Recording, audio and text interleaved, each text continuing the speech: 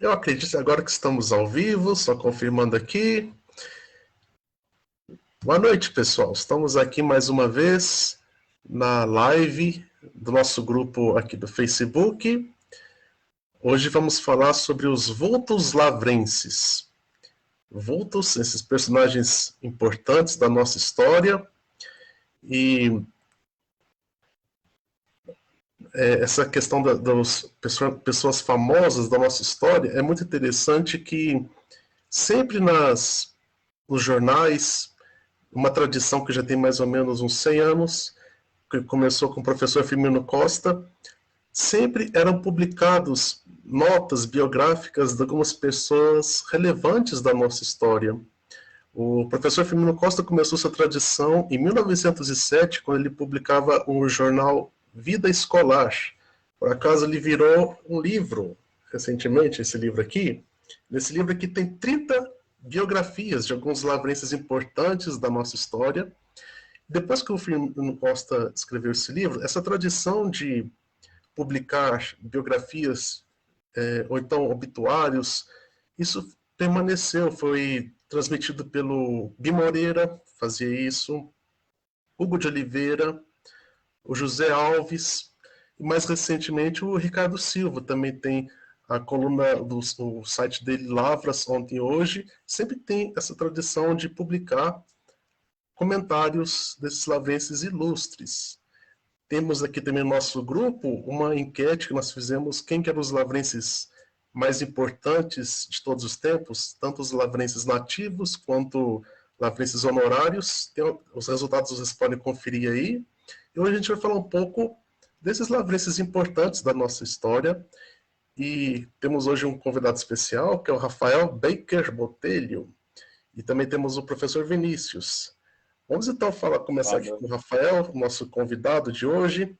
Rafael, já viram o sobrenome dele, Botelho. Então ele tem um parentesco com uma família muito importante da nossa história. Fala um pouco da história da sua família, Rafael. Oi, Giovanni, boa noite. Boa noite, Vinícius. Boa noite a todo mundo que está assistindo a gente. Então, o Giovanni me chamou, me convidou para falar um pouquinho aí da família Botelho, que eu pesquiso e aí que eu pertenço. E que tem algumas personalidades aí que se destacaram, né, na história de Lavras e hoje dão nome aí a algumas praças, ruas, enfim. E vou começar, acho que falando aí do mais antigo e que foi para Lavras, que deu início à família, que se chamava Francisco Inácio Botelho. Era um português, como tantos outros, que mais ou menos na metade do século XVIII foi para Lavras, a região de Lavras. Né? Na verdade, ele aparentemente no início se instala lá em... agora eu esqueci, ao norte de Lavras, e depois se muda para a cidade, se instalando ali, próxima à Igreja Matriz, hoje Igreja do Rosário, onde ele abriu um pouso de tropas. Ele teve 5 filhos, nem todos levaram o sobrenome Botelho, só os 2 últimos, e que permaneceram por Lavras. Né? E a gente tem aí, entre os descendentes desse Francisco Inácio Botelho, alguns que ganharam mais relevância na história de Lavras, que tiveram uma atuação mais destacada na formação da cidade durante o século XIX. O que eu me lembro, vou começar por ele aqui de cabeça, é o comendador José Esteves de Andrade Botelho. Ele era neto desse português, filho do Tomé Inácio Botelho e de Dona Emerenciana Constança de Andrade, ela da família Andrade lá de Carrancas, vizinha a Lavras, na época formavam uma unidade só, né, uma única paróquia, e o comendador ele está entre os filhos mais novos do Tomé Inácio e é um dos filhos que ficou em Lavras. Né? E ele vai ter uma atuação bem destacada no comércio e na vida política de Lavras. Ele desde cedo está lidando com a loja comercial do pai dele e desenvolve relações com a elite política de Lavras. Né? Ele se filia ao Partido Conservador e para dar aí uma baliza de datas. Vou puxar aqui, vou pedir licença para dar uma olhadinha aqui, porque eu não sei tudo de cabeça, mas ele nasceu em 1812 e morreu em 1885. Então ele vai viver aí praticamente todo o século XIX na cidade de Lavras e vai ser um político e um personagem importante em diversas instituições de Lavras. Ele vai atuar na Câmara Municipal, ele vai atuar na Santa Casa de Misericórdia, ele vai participar de uma série de empreendimentos comerciais importantes aí para a região, e eu acho que esse é um dos traços marcantes dele. Diferentemente de muitos, ele não vai ser um fazendeiro. Ele até vai ter fazendas, vai comprar fazendas em Lavras, mas toda a vida política e a atuação dele vai ser mais voltada para a vida comercial na cidade de Lavras. Então, puxando aqui de cabeça, ele vai ser um dos criadores da Ponte do Funil. Ele é se eu não me engano, ele é um dos responsáveis, ou o principal responsável pela subscrição para a construção da ponte. A gente encontra alguns registros históricos dele, mencionando a atuação dele, abrindo estradas por Minas Gerais. Então ele vai estar envolvido, por exemplo, na abertura de uma estrada, aí já um pouco distante de Lavras, mas importante para escoar a produção de Lavras, que desce a Serra da Mantiqueira, ali por Passa 20, próximo a Iuruoca, onde ele vai ter familiares instalados. Então, a gente encontra aí no registro histórico algumas discussões dele com o governo provincial, enfim, em termos de indenização e tal, ele dizendo que teve gastos expressivos para abrir essa estrada e devolvendo a concessão, inclusive. E ele atua, aí já lembrei de um outro, ele atua com um sobrinho dele, que é o doutor Francisco Casarias de Queiroz Botelho, que também tem uma participação bem destacada em Lavras. Ele é juiz, esse doutor Francisco Casarias de Queiroz Botelho vai ser juiz municipal e, se eu não me engano, é um dos primeiros bacharéis em direito nascidos em Lavras. Também vai se envolver na política um pouco e vai se envolver em alguns empreendimentos comerciais. Né? Nessa época não havia essa vedação aos magistrados, então os magistrados participavam tanto da atividade política quanto da atividade comercial. Enfim, o que me ocorre aqui, um fato que talvez tenha marque Lavras até hoje, ligado ao Dr. Francisco Casarias, é que a mãe dele, Dona Inácia Carolina, se eu não me engano, dá nome a uma rua ali próxima à Igreja do Rosário. Próximo ao Colégio Kemper, Rua Dona Inácia. Isso. Claro que precisa de um pouco mais de investigação, não tenho certeza de que é ela a homenageada pela rua, mas me parece que sim. Tem sim, está no livro Vida Escolar. Então, tá lá. E a mãe dele, a Dona Inácia Carolina, é irmã do comendador José Esteves. A família teve uma loja comercial, aí o Tomé Inácio Botelho teve uma loja de tecidos em Lavras, provavelmente ligada à atividade daquele português que chegou lá no século XVIII, e esse filho deu continuidade. Nós vamos ter também o filho do comendador José Esteves, que também vai ser bastante importante para Lavras, ele vai ter uma atuação política aí já de âmbito nacional, o doutor Álvaro Augusto de Andrade Botelho, que foi também bacharel em Direito. Rafael, sim. Só antes de você continuar, puxando um gancho, falou da estrada do Passa 20, acho que a rua Chagas Dória, né, Giovanni, tem uma ligação com essa estrada, é isso? A rua Passa 20 é a Chagas Dória. A Chagas Dória, né? Tem uma ligação com essa estrada lá na região da Mantiqueira, né? Que era aquela estrada, né? Era essa estrada. E a praça Dr. José Esteves é a praça da estação onde está a Maria Fumaça hoje, né? A Maria Fumaça da Rede Mineira. Ela é em homenagem ao Dr. José Esteves, né? O Dr. José Esteves é o filho. Acho que vai falar agora. Eu tenho a impressão de que a praça, o Dr. José Esteves homenageado na Praça da Estação, não é o filho do comendador. É uma coincidência. Eu já vi uma vez o nome completo do homenageado, e não é. Eu tenho a impressão de que não é. A gente precisaria verificar isso com calma, mas eu tenho a impressão de que é só uma coincidência. O Dr. Álvaro Augusto, que é um dos filhos do comendador, o comendador tem muitos filhos, ele tem uma vida pessoal um pouco mais atribulada, porque ele tem uma série de filhas antes do casamento, enquanto ele é solteiro, e posteriormente ele se casa com essa mulher, com essa moça, e legitima esses filhos do primeiro relacionamento dele. E posteriormente ele se casa com uma sobrinha dele.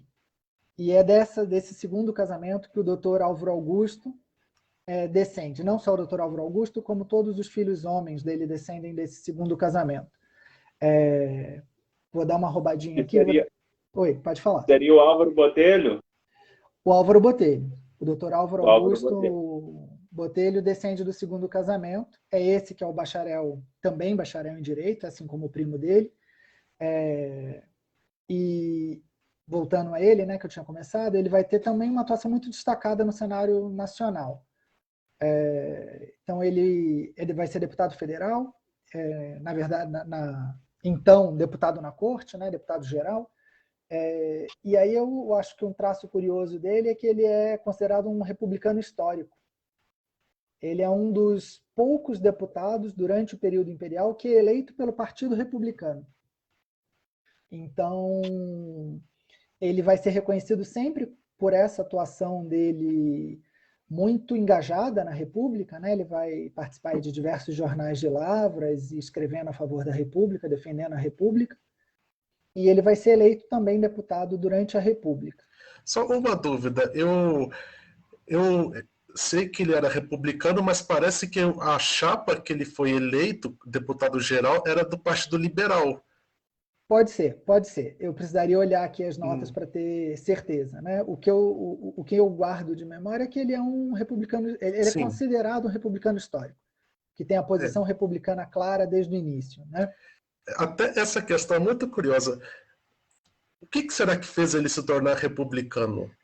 Olha, a gente pode até pensar aí, é um exercício de imaginação totalmente desligado das fontes, né? O pai dele, o comendador José Esteves, era um conservador, né? Membro do Partido Conservador, foi a vida inteira membro do Partido Conservador. Já a maior parte da família era do Partido Liberal, durante o período imperial.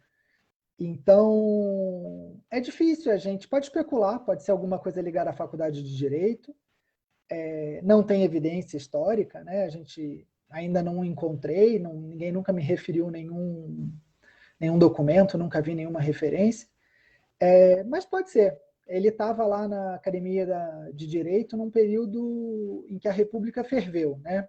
Foi quando começou a discussão republicana. E tem uma curiosidade, ele tem um primo que está estabelecido no Rio, comerciante, que se chama Tomé Inácio Botelho. Esses nomes se repetem, né? Para ajudar a gente, eles se repetem. E que é um dos signatários do Manifesto Republicano de 1870.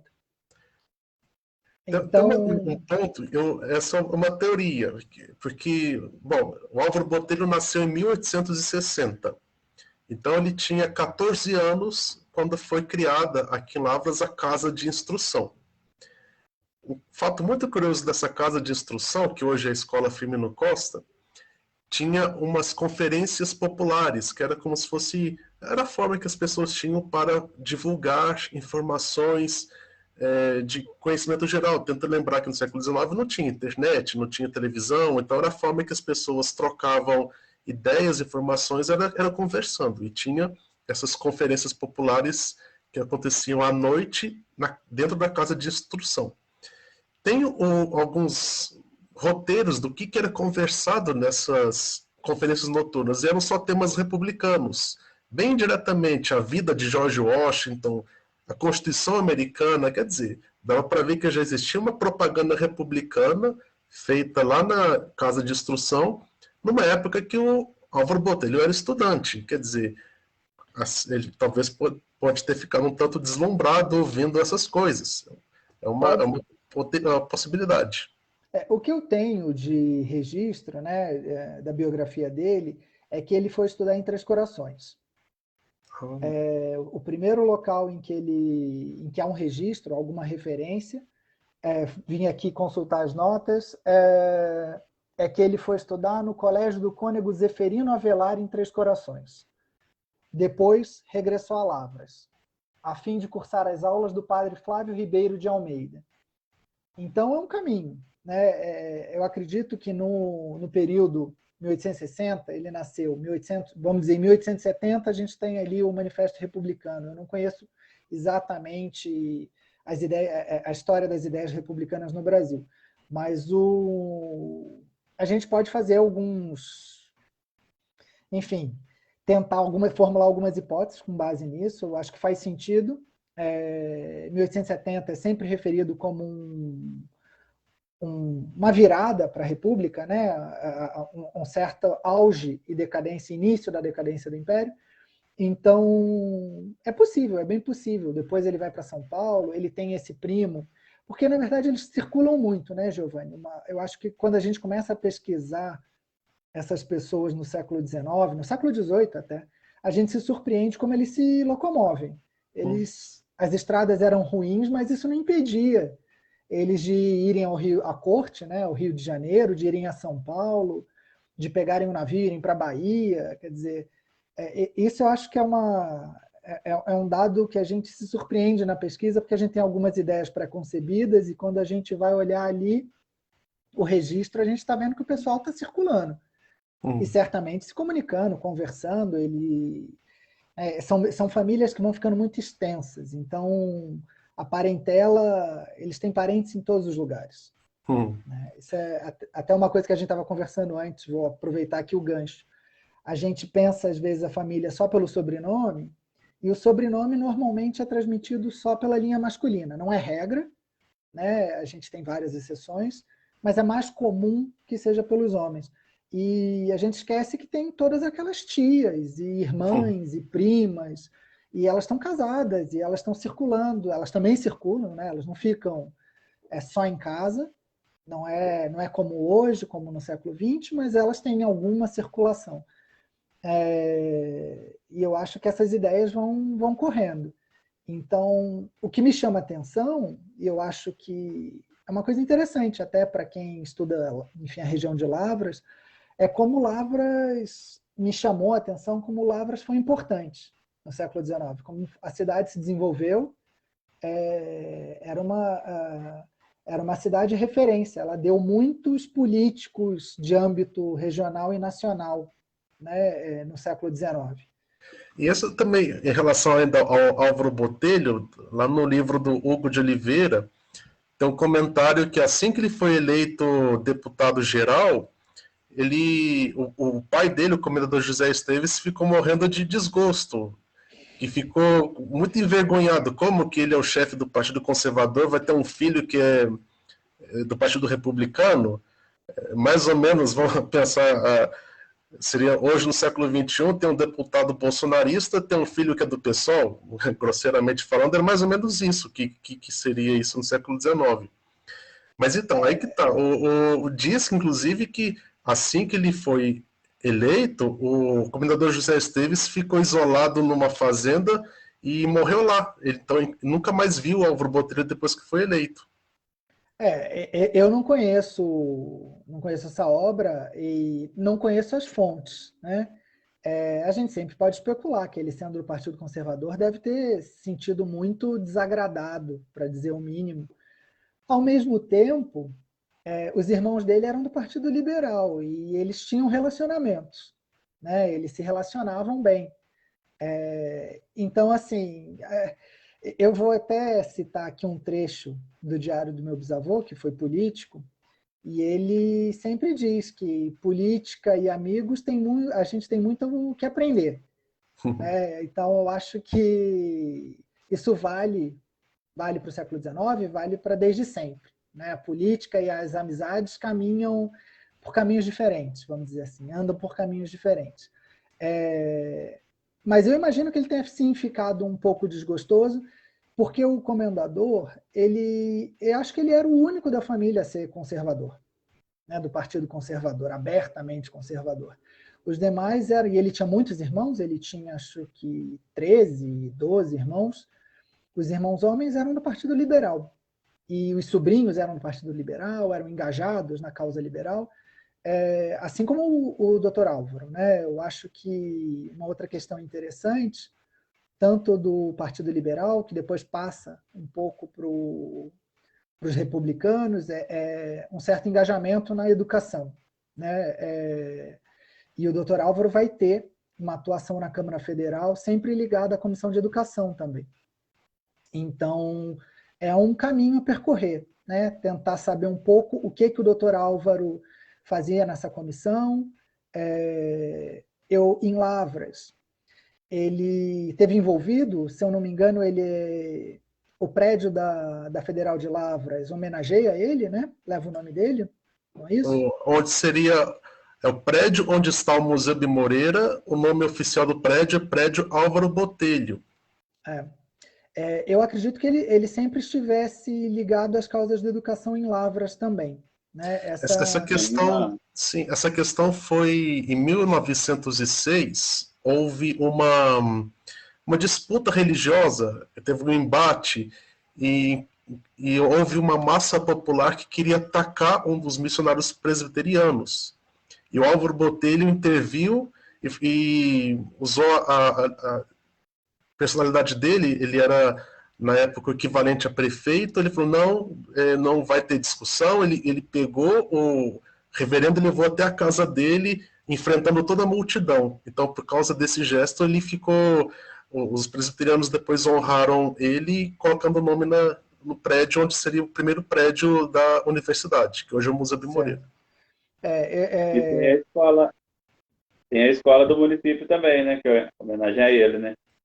Tem o segundo grupo escolar de Lavras, que é o grupo Álvaro Botelho, hoje é uma escola municipal, e tem também uma rua Álvaro Botelho, que é uma rua muito grande. E também, acho que o grande legado, famoso legado do Álvaro Botelho para Lavras foi o bonde. Tem toda uma história de como é que ele conseguiu trazer o bonde aqui para Lavras. Vocês sabem como é que foi? Eu não conheço. Pois é, a grande questão é que quando foi feita a ferrovia aqui para Lavras, havia uma discussão porque a estação ferroviária fica muito longe do centro. E o Álvaro Botelho e outras pessoas da época queriam trazer, de alguma forma, que a estação passasse mais onde é o centro atual. Isso não foi possível por algumas discussões da época.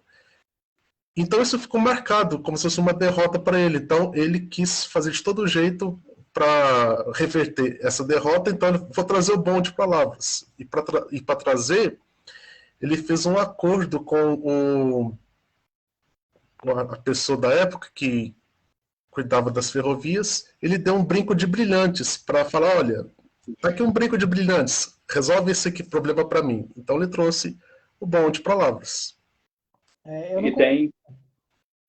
Oi? Não, eu não conhecia essa história. Essa história também está lá do livro do Hugo de Oliveira. O professor Ângelo também conta muito essa história. E ele tem uma estação em homenagem ao Álvaro Botelho também, né? Que era a parada das duas ferrovias, da Oeste de Minas e da Rede Mineira de Aviação, da Rede Sul Mineira. Passavam as duas ferrovias, passavam do lado dessa parada Álvaro Botelho, que depois quase virou um povoado em Ribeirão Vermelho, perto do Rio Grande, né? Em homenagem a ele também, aquela parada, né? Então, só eu queria voltar àquele assunto. Então, existe a Praça Dr. José Esteves. Existe, então, algum outro Dr. José Esteves? Porque eu sempre considerei que fosse o irmão do Álvaro Botelho. Quem seria, então? Existe um irmão do Dr. Álvaro Botelho, o Dr. José Esteves de Andrade Botelho, que era médico, né? Eu não sei. Esse da praça, se eu não me engano, é que eu não quero falar porque eu não me lembro o nome, então eu vou falar bobagem. Mas ele é um outro... Porque eu lembro que na época, quando eu tomei conhecimento da praça, eu achei que fosse ele. Né? E fui atrás, e, enfim... E no Google, eu já nem me lembro, eu não me lembro exatamente onde foi que eu vi a praça com outro nome completo, que não era Andrade Botelho. E aí eu fui convencido de que não é ele o homenageado, né? Então, assim, por cautela, é melhor não assumir que foi ele, porque não quero ficar roubando a homenagem de outra pessoa, né?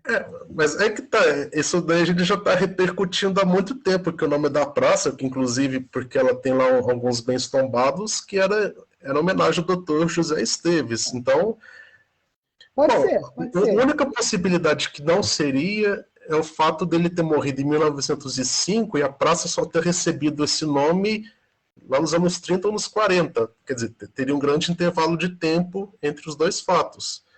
Mas aí, se não for o Dr. José Esteves, tem que ser um outro. Qual seria esse outro Dr. José? Tem algum outro? Olha, que eu conheça, não. Tem o comendador, né? Mas ele não era doutor. Então, certamente não é ele. É. Agora, Se não for nenhum dos dois, então, provavelmente pode ser alguém que trabalhasse na ferrovia também, né? Mas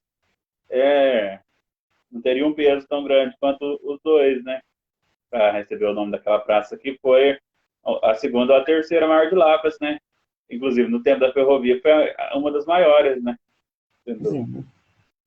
eu agora fui dar uma olhadinha aqui e lembrei, tem um outro irmão do Dr. Álvaro. É isso, é uma geração de notáveis, vamos dizer assim. Augusto Torquato de Andrade Botelho, que faleceu da gripe espanhola, né? E, se eu não me engano, quando ele faleceu, houve até uma procissão, porque, deixa eu ver aqui se eu tenho a nota. Estou aqui procurando para ver se acho. Tá até publicado. Peguei isso do Jornal de Lavras, a publicação é deles, em que ele foi um dos acometidos, dos primeiros acometidos, né, pela gripe espanhola em Lavras, que também causou aí comoção e, enfim, foi um desastre, né? Agora, Giovanni, tentando puxar lá o gancho que a gente tinha conversado, eu acho que, assim, para quem é de Lavras, é interessante conhecer um pouco essas personalidades, até quem não tem, né? Não tem o sobrenome Botelho, porque muitas vezes é membro da família. Como eu disse, é isso, a Rua Dona Inácia Carolina, insuspeita, né? Quem seria a Dona Inácia Carolina? A Dona Inácia é essa mesmo. Então, mas eu digo, a gente no dia a dia, a gente lê o nome da rua e sem o sobrenome a gente não imagina, né? É uma coisa que eu acho que vale a pena a gente buscar e tentar saber. A gente falou, tem muitas famílias, você me perguntou, alguém ainda mora em Lavras? Que eu saiba, não. Né? Mas eu sei muito pouco. Então, provavelmente, pessoas que não têm o sobrenome, que descendem de mulheres, tem outros sobrenomes, também muito conhecidos em Lavras, outros nem tanto, e que descendem dessas pessoas, né? Na verdade, são homenagens aos avós, bisavós e trisavós, e eu acho super interessante a gente conhecer um pouco e se sente mais ligado, né? À cidade, ao lugar, e eu acho que essa é uma parte da pesquisa também que me agrada muito. Eu gostei muito de saber que eles são meus primos, né? Eles não descendo de nenhum deles, mas Rafael, muito interessante. depois você confere no livro, página 236. É O essa mesmo. homenageado? É a Rua Dona Inácia, é essa que você falou. Então tá lá, então tô E, certo. e o Oscar Botelho, Rafael, falou que O Oscar Botelho, ele é sobrinho do Dr. Álvaro, né? Dr. Álvaro Botelho. Deixa eu ver aqui, filho de quem para eu não errar. Justamente filho desse que eu mencionei por último, do Augusto Torquato, que era médico. Ele também outro personagem, né, famoso. Lembrei agora de um outro também, que inclusive conversando com vocês de Lavras, Dr. Gil de Andrade Botelho, também conhecido, mais recente, primo desse Oscar, sobrinho do Dr. Álvaro, filho do Aureliano de Andrade Botelho, comerciante em Lavras, que tinha uma casa de comércio em Lavras, e se eu não me engano, ele tem ele foi proprietário daquela casa, uma casa... Estampou aí uma das fotografias antigas da cidade, que tinha um mural. É uma casa onde é próximo à escola Firmino Costa, onde tem uma farmácia. Aliás, Lavras tem poucas farmácias, né? É uma farmácia onde tem um... É próximo, esqueci o nome dela, mas é na rua Francisco Salles. Ela ainda está de pé? Não, casarão não. Eu acho que, se não me engano, a águia que ficava no telhado talvez foi preservada no museu. Eu tenho É dúvidas da Drogaria São Paulo? É onde é a Drogaria São Paulo? Eu acho que é uma farmácia grande.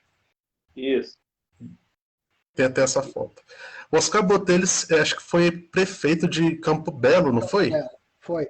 Ele foi prefeito de Campo Belo. Eu não tenho aqui as datas exatas, mas nasceu em 1889, quer dizer, ali na viradinha do regime. E, se eu não me engano, ele se mudou para Campo Belo, né? Ele passou para Campo Belo. E assim como ele, muitos foram embora de Lavras, né? Tem muitos que foram para Belo Horizonte.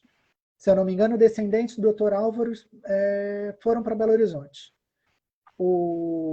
De todos eles, foram para o Rio de Janeiro, foram para Belo Horizonte.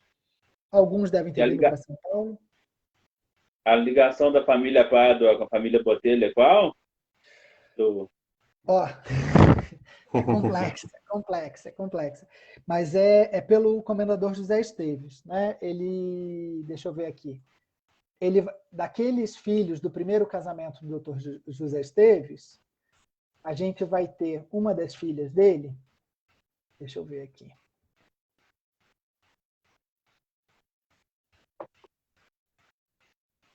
Não me enganei, não é uma das filhas do primeiro casamento.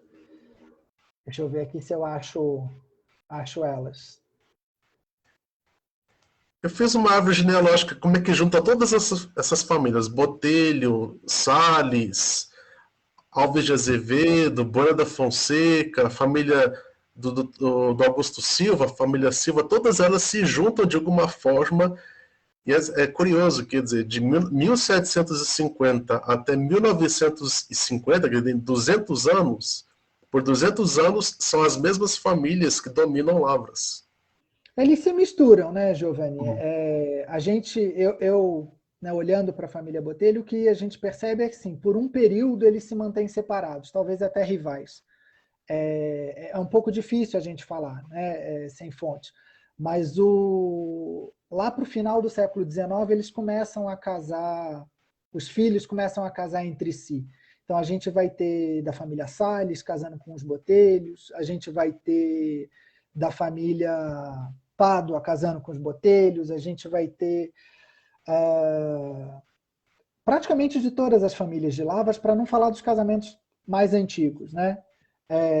Então, assim, eu diria que no final do 19, início do 20, essas pessoas acabam casando entre si e a maioria vai embora de Lavras. Eu acredito que, se olhar para a política do século XX, por exemplo, já há uma mudança. Já há uma mudança sensível. Os nomes que aparecem já não tem muita relação com essas antigas famílias, não, com essas famílias do século XIX. O rompimento foi a Guerra dos Rolinhas e Gaviões, que é a guerra entre a família Salles e a família Menicucci. Bom, ganharam os Menicucci, que estão aí basicamente há 3 gerações. Se a gente, eu diria até que dá para extrapolar um pouco e pensar em termos até nacionais. Quando a gente olha o século XX, ele é bem diferente do que foi o XIX. Né? Ele parece que é igual, mas a gente vai mais ou menos até 1930, as coisas mudam. Uhum. Então, eu nem gosto muito de ficar falando que são os mesmos, porque não condiz. A gente tem que ter, até para entender, né, os problemas que a gente vive, tudo, eu acho que as generalizações às vezes não ajudam muito. E eu vejo bem claro com os Botelhos, isso fica bem claro. O corte é ali em 1930. E quando é que foi a briga aí dos Salles com os Menicucci? Foi na década de 20. Um pouquinho antes. Que foi quando foi eleito o presidente, foi aquele de Viçosa, o Arthur Bernardes. Os Menicucci apoiaram o Arthur Bernardes. e o Arthur Bernardes era o candidato que se opunha ao Francisco Salles, dentro do Partido Republicano Mineiro. E acabou que venceu o Arthur Bernardes e ele foi presidente. E outra linha poderia ser o Francisco Salles, o presidente. Então, tá explicado. Mas a briga mesmo tem outras nuances. Por exemplo, a família Menicucci era mais ligada aos profissionais liberais, aos imigrantes italianos. Já a família Salles era mais ligada aos fazendeiros, as famílias mais antigas. Então tem sim algumas diferenças nisso daí.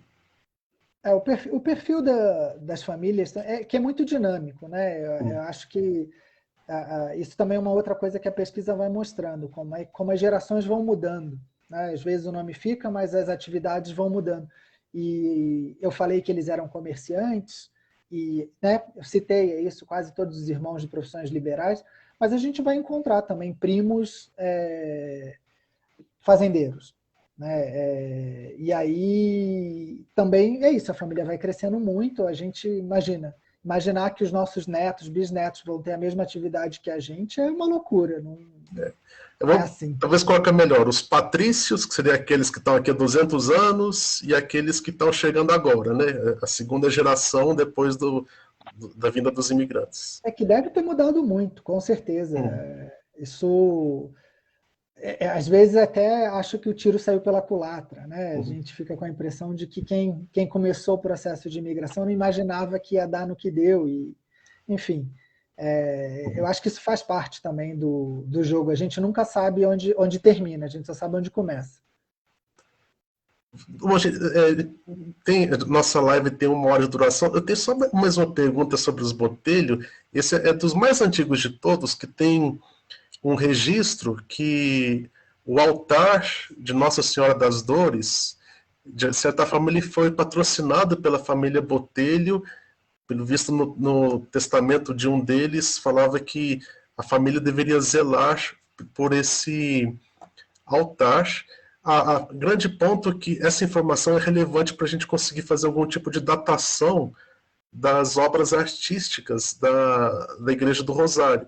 Você tem alguma informação sobre essa questão? Olha, Giovanni, assim, o que eu sei, eu acredito que seja o que já é conhecido, né? Que são documentos que já são conhecidos. A gente tem o testamento desse português que veio para Lavras, se instalou em Lavras, que ele deixa um legado para as obras da Igreja Matriz, né? Da então Matriz, hoje Igreja do Rosário. Isso é do final do século XVIII. O filho dele, Tomé Inácio Botelho, também deixa em testamento um legado para a igreja.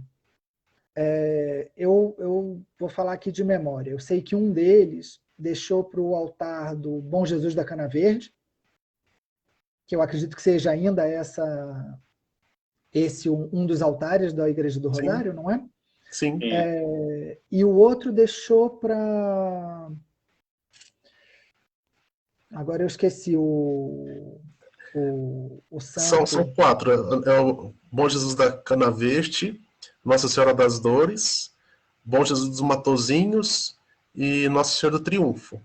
Eu acredito que seja Nossa Senhora das Dores. Até acho que foi o que você falou agora no início, né?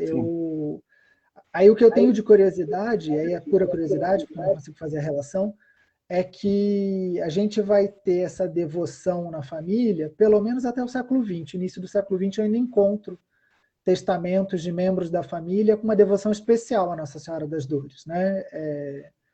E já muito disperso, quer dizer, eu estou falando de uma sobrinha do comendador que vai falecer em Leopoldina, quer dizer, lá na zona da Mata Mineira, bem longe de Lavras já.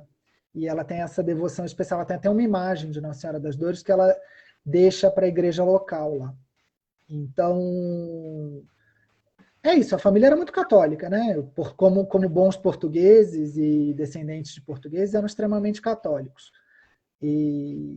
Mas é legal, é sempre muito legal a gente saber que isso pode ajudar a identificar aí o autor, né? A datar as obras aí da Igreja do Rosário, que eu tive a oportunidade de visitar, e realmente é muito bonita. É uma felicidade que Lavras conseguiu preservar. É um marco aí na região. Bom, provavelmente essa gravação vai chegar a conhecimento de outros membros da família Botelho, então fica esse convite, essa sugestão. Às vezes consegue pesquisar mais informações sobre essa questão, relação da família Botelho com o altar de Nossa Senhora das Dores. Fica a sugestão, fazer um pequeno histórico, uma pequena plaquinha. A gente pode colocar essa plaquinha lá na igreja, contando essa pequena história de devoção, que esse altar existe porque ele foi patrocinado pela família Botelho no século XVIII. É a ideia que a família pode colocar. Claro, fica aí a sugestão e convite, né, para que eu sempre faço, eu sempre estimulo os parentes a preservar, enfim, quem quiser me contactar, estou aí, é fácil de achar, estou no grupo, e a gente vai juntando, tem o esforço de muitos é que faz a diferença, né, eu gosto de pensar sempre isso, é trabalho de formiguinha. Tá ótimo. Hoje também a gente vai falar um pouco mais de outro personagem muito importante da nossa história, que é o Dr. Augusto Silva. E o Vinícius sabe muito da história do Dr. Augusto Silva. Augusto Silva, inclusive, é filho de um outro personagem famoso, tem aqui em Lavras desde o século XIX. Vinícius, vamos falar então sobre Augusto Silva. Então, só antes de começar a falar do Augusto Silva, Rafael fez ótimos comentários, né, mostra o quanto que a história de Lavras é grande. Desde o século XVIII, XIX, é uma história grande que Lavras tem, precisa ser estudada. Agora ele deixa aí um questionamento para a gente da praça também, com o nome da praça, né? Um mistério histórico do ano agora, que já vinha sendo mistério, né? E a história de Lavras é grande. E o doutor Augusto Silva, então, ele nasceu em 1845, né? Filho do doutor Jorge. O doutor Jorge também, um grande personagem da história de Lavras, né? Que dá nome para a praça lá perto do Gamo, né? A Praça Doutor Jorge. E muita gente hoje em dia erroneamente chama de Praça São Jorge, inclusive eu já vi até em publicação oficial Praça São Jorge. Meu Deus do céu, que vergonha. O povo associa com a padaria, né? Padaria São Jorge, associam, né? O doutor Augusto Silva, que você sabe melhor que eu, né, Giovanni? Ele foi um personagem grande, mas ao mesmo tempo muito humilde na história. Poderia ter sido um grande escritor nacional, mas a modéstia dele não deixou ele publicar tudo que ele produziu, né? Pois é. Ele escrevia alguma coisa, inclusive, esse daí é para o pessoal da UFLA, que o pessoal da UFLA que sempre fica dificultando a vida dos pesquisadores. Tem coisa do Augusto Silva escrita que está guardada lá no arquivo do Museu de Moreira. Vai ficar guardado por quanto tempo? Tem gente que quer ler isso daí. Não só os historiadores curiosos, mas que a população inteira gosta de saber. Augusto Silva é um grande personagem da nossa história, muito ligado ao espiritismo. Quer dizer, textos espíritas que ele escreveu, está tudo guardado lá. Vamos esperar quantas gerações para ler isso daí? Tem que ver.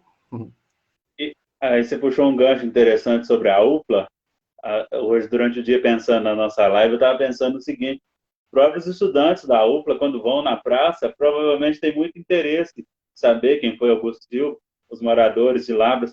Há uma preservação grande da história de Augusto Silva, ele é valorizado, sem dúvida. A gente faz todo um movimento, todos os genealogistas de Lavras valorizam ele, os historiadores valorizam ele, mas ainda assim, para as novas gerações, a UPLA teria um papel muito importante em liberar essas coisas que existem, essas produções, e também até, talvez, partir da universidade, um movimento de valorização dessas personalidades. Não só o Augusto Silva, né? Mas esses outros, todos os outros também. A universidade tem um engajamento maior com a história, está faltando, né?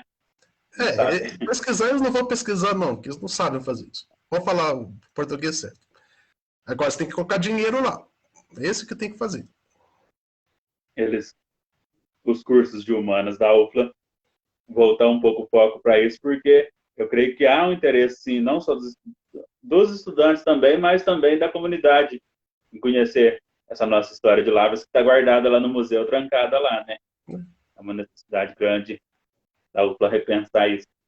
o Augusto Silva, ele casa, então, né? Ele nasce em 1845, depois ele vai para o Rio de Janeiro estudar medicina, né? O Rafael considerou aí esse tanto que o povo viajava naquele tempo, né? Que viajava muito, né? E aí ele vai e se forma médico na Escola de Medicina do Rio de Janeiro e depois ele volta para Lavras, né? Ele retorna para Lavras e ele vai se casar e mudar para Bom Sucesso, onde ele vai ter 6 filhos, né? E aí o último filho dele, o 6º filho, morre no parto e morre também a esposa dele. Ele não conseguindo criar, não conseguindo não, mas ele com dificuldade para criar os outros filhos que sobraram, ele resolve mudar para Lavras para morar onde uma irmã dele iria ajudar ele a cuidar dos filhos, né? E ele se muda para Lavras. É como você considerou, ele, com a morte da esposa, ele resolve estudar o espiritismo com mais profundamente, né? Estava também no auge da doutrina do Allan Kardec nesse momento da história. Ele a doutrina espírita estava no auge, aí ele resolve se estudar e se aprofunda e se torna um dos grandes espíritas de Lavras, né? Um do centro espírita que organiza. E se tornam, aí ele vai trabalhar na Santa Casa, né? Na Casa de Misericórdia, no Vaz Monteiro também, né? E sempre fazendo bem para o povo, sempre. Vaz Monteiro ainda não. Vaz Monteiro é depois. Hã? Vaz Monteiro é século XX, né? Depois. Uhum. Vinícius. Tá. Mas ele não chegou a trabalhar na fundação do Vaz Monteiro, não? Não. Na organização, não? Não. Certo, então bom você fazer essa consideração. Mas na Santa Casa... dele, eu acho que sim. O Manuel Augusto Silva. Na Santa Casa ele trabalhou, né? Sim, acho que sim. Idealizou o dístico, né? O dístico que agora foi resgatado. Eu não se dê por satisfeito enquanto não tiver feito algum bem. Aquela frase que está fixada lá na parede para todo mundo ver. Ele tinha fixado, até a gente vê nas fotos antigas, letra bem grande lá na Santa Casa, né? O Rafael queria falar alguma coisa, Rafael? É só uma curiosidade que eu vim aqui dar uma olhadinha. A esposa do Dr. Augusto é uma Botelho também. É prima do comendador. Juntou aí, ó. Juntou aí. E eu fiquei curioso, porque o pai do Augusto Silva, no fundo, ele era rival do Dr. Jorge, né? O Dr. Jorge, pai do Augusto Silva, era rival do comendador José Esteves. Sim.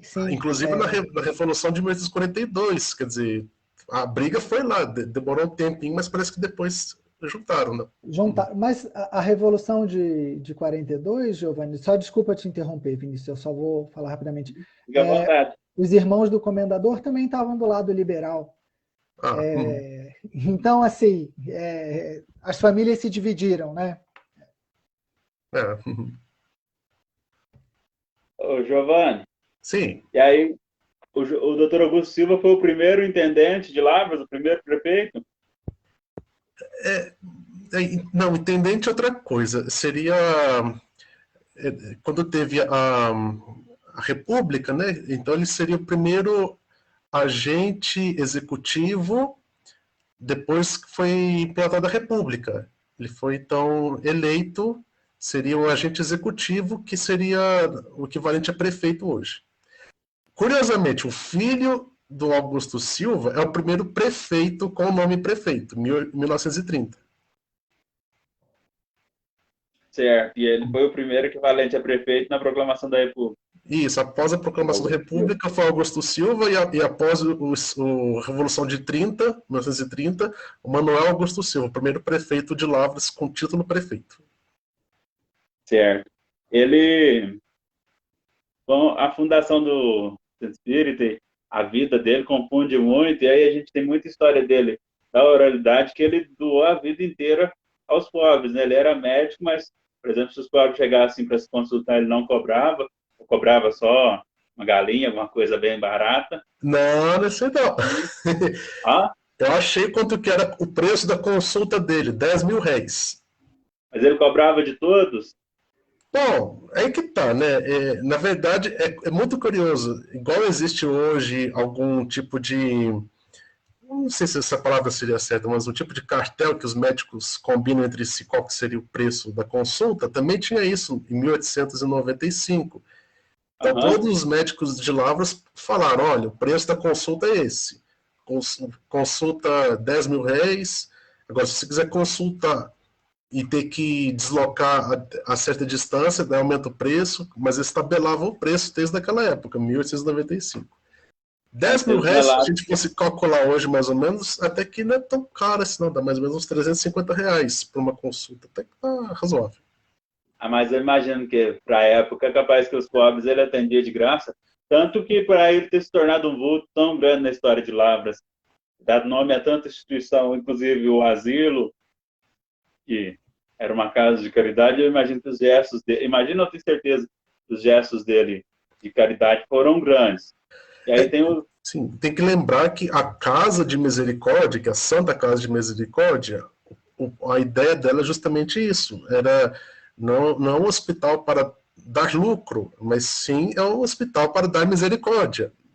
E os Aham. médicos de Lavras, eles faziam isso. Claro, tinha os custos, óbvio, disso, mas isso era uma forma de que os membros da Irmandade da Misericórdia, eles se juntavam para cotizar a construção da Santa Casa e a manutenção. Claro, tinha alguns recursos públicos que entravam junto, mas ele tinha esse princípio filantrópico forte, pelo menos na sua origem. E tem a história do Dr. Augusto Silva, que ele, de tanto ajudar, ele acabou ficando sem dinheiro e os pobres juntavam e à noite jogavam o dinheiro lá no jardim da casa dele, porque os Uhum. pobres tinham medo de ficar sem um benemérito para ajudar eles.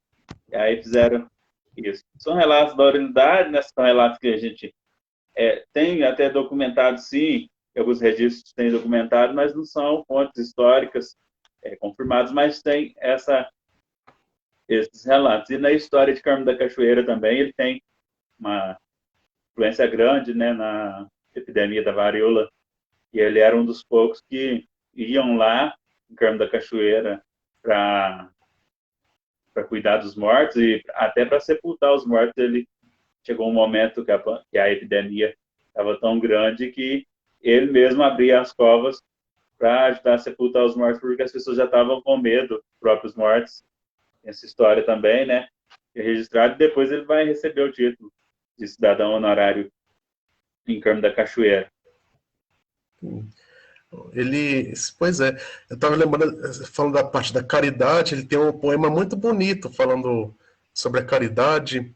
Acho que está até no Facebook que a gente já publicou isso. Realmente, ele é um médico muito marcante na nossa história. De certo modo, ele também inaugurou essa ideia do médico político, né? Ele começou, o Dr. José Esteves estava caminhando para isso também, mas ele morreu muito cedo. Mas temos várias pessoas que a ideia do médico também era muito ligada à filantropia, de ajudar as pessoas. Tanto é quando ele morreu, foi uma grande comoção na cidade. Todo mundo ficou triste com essa notícia. Um dos grandes pessoas que imortalizaram a memória dele foi o Firmino Costa, escrevendo um elogio fúnebre a ele, contando todas as histórias sobre a vida Aham. dele. Giovanni, Sim. fui dar uma olhadinha aqui no chat e estou vendo aqui uma contribuição do Vinícius, lá de Santiago, e ele lembrou que a fazenda, a sede da fazenda do Dr. Augusto, ainda está de pé. É uma sede bem imponente, é um sobradão, um casarão. Está lá de pé. Tá bem, não sei se está bem preservado, mas resiste ao tempo. E eu estou vendo aqui que o Juliano Pádua está falando e ele tem razão. O primeiro casamento com a família Pádua, antes até dela estar portando o sobrenome Pádua, é lá uma filha do português que veio para o Brasil. É uma tia do comendador que se casou na família e dá origem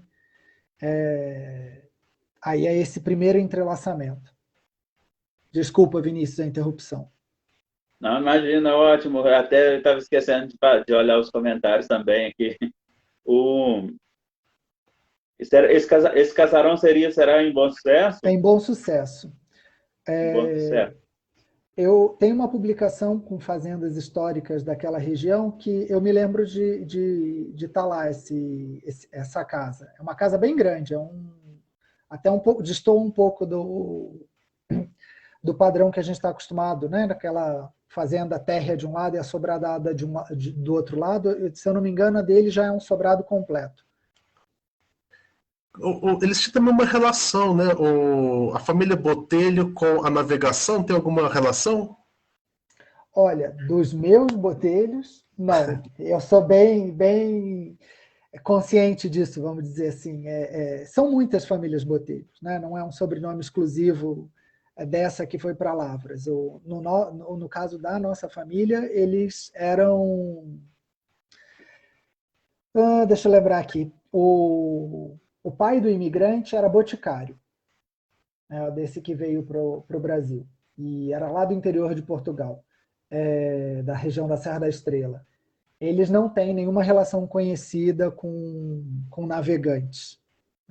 Provavelmente uma coincidência do sobrenome só. A navegação que eu falo seria a navegação no Rio Grande. Ah, não. Se eu não me engano, isso é coisa do Serra Negra, né? Do pai do Dr. Augusto. Não é ele que é o que instalou uma companhia de navegação, trouxe barcos, se não me engano, até lá do Mississippi, não foi? Sim, esse era inclusive o primeiro barco a vapor, o nome dele era Dr. Jorge, porque ele morreu meses antes de inaugurar a navegação fluvial. Mas eu acho que... Eu sei que o comendador José Esteves estava na inauguração da navegação. Agora, não sei se eles tinham algum recurso investido na empresa. Pode ser. O comendador é isso. Ele foi muito rico, né, na época dele, e ele tinha muitos negócios. Então, ele estava envolvido com a Ponte do Funil, ele estava envolvido com essa estrada do Estrada do Passa 20, ele estava envolvido, é uma curiosidade, com Tilbury's, lá no Rio, na corte. Ele chegou a ter uma companhia. Tilbury é aquela charretinha de 2 rodas, se eu não me engano, né? E ele chegou a ter uma companhia de transporte no Rio, que não deve ter durado muito, porque some dos jornais. Mas eles eram todos comerciantes, né? Essa geração da família estava muito ligada ao comércio, mais do que a vida rural. Onde que era exatamente a casa do comendador José Esteves? Esse é um mistério, Giovanni. É um mistério. Então, eu acho que se for... Eu acho que é onde atualmente é a Rádio Cultura. Pode ser, porque ele morre na fazenda, né? Ele morre, se eu não me engano, na Fazenda Maranhão, que ele comprou. Não é uma fazenda herdada, é uma fazenda que ele provavelmente comprou. E é difícil quando a gente olha, por exemplo, o que eu tenho de documento dele, quer dizer, para além dos registros paroquiais, o inventário, não dá para localizar os imóveis, né? As fazendas são mais fáceis, às vezes, porque o nome continua e a gente consegue localizar nos mapas e tal. Agora, as casas na cidade, quando não indica o nome da rua, fica quase impossível.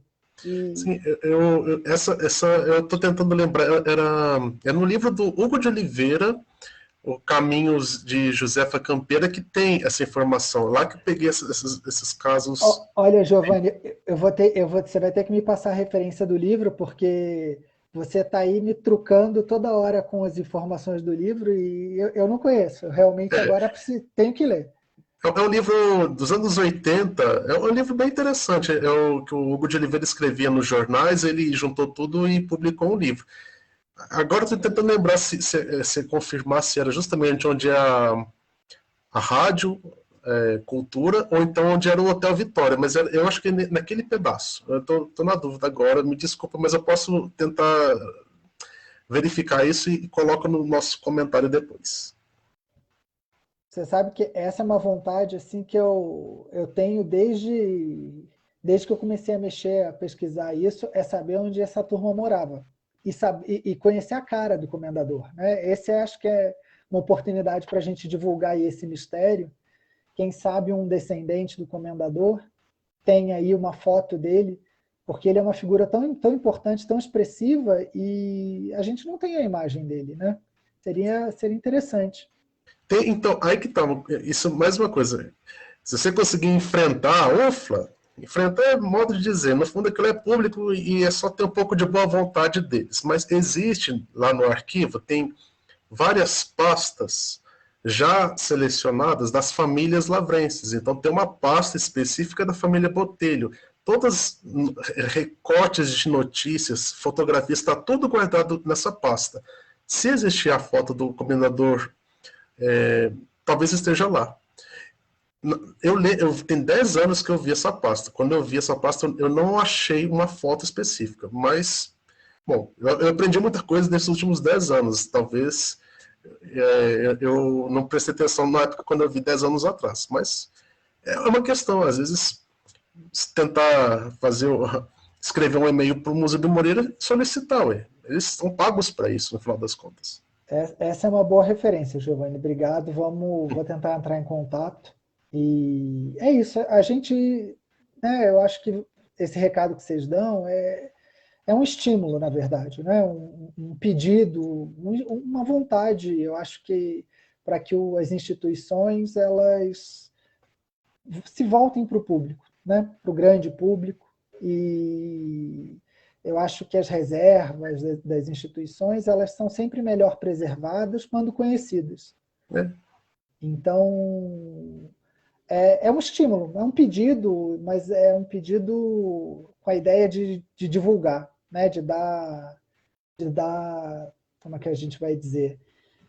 De dar destaque mesmo, porque para o pessoal aí de Lavras, né, o museu é bastante importante e uma referência para a cidade, e é a própria cidade que vai ajudar esse museu a crescer e se desenvolver. Um dos objetivos desse trabalho nosso aqui no Facebook é justamente para mostrar que aquele conhecimento que fala que ninguém liga é mentira. Podem ver como é que esse grupo é movimentado, tem muita gente interessada nisso. E esse interesse tem que transformar em o pessoal da UFLA, que determina a alocação de recursos, talvez certos recursos que estão sendo gastos para coisas que não são tão importantes, dedica um pouco desses recursos para esse trabalho que é muito importante. É um trabalho de sensibilização, né? Sim. Eu acho que é isso. Na medida em que a comunidade apresenta sua vontade, apresenta seu interesse, é interessante que as instituições ouçam, porque é essa comunidade que costuma apoiar também a instituição nos momentos de dificuldade da instituição. Sim. Então, vale o esforço, eu acho que vale a campanha, vale o esforço. Quem sabe os dirigentes acabam se sensibilizando aí com os apelos. Sim. Mas esse aqui é o nosso ideal. Gente, já chegamos aqui a 1 hora de duração, vamos caminhando para as considerações finais? Vou falar mais algumas datas aqui finais então, do Augusto Silva. 26 de outubro de 1984, ele funda o Centro Espírita Luz e Caridade, foi o primeiro de Lavras, e que ele era o presidente. Em 1905, ele casa com Maria Benícia da Silva, e no dia 19 de dezembro de 1905, o desencarne de Augusto Silva em Lavras. Então, ele falece no dia 19 de dezembro de 1905. Quanto tempo demorou, então, o casamento dele? Demorou o quê? 2 meses? 3 meses? Foi pouco tempo. Tadinha da mulher. O casamento de quem, Vinícius? Do Dr. Augusto? O casamento do Augusto Silva. Não, ele dura 10 anos. Não, 10 anos. 10 anos. Primeiro casamento. Ou com a Belmira. Isso. Com a Belmira. 10 anos. O segundo casamento que durou meses? Isso. Com Maria Benício da Silva. Tá, eu confundi, desculpa. O segundo casamento.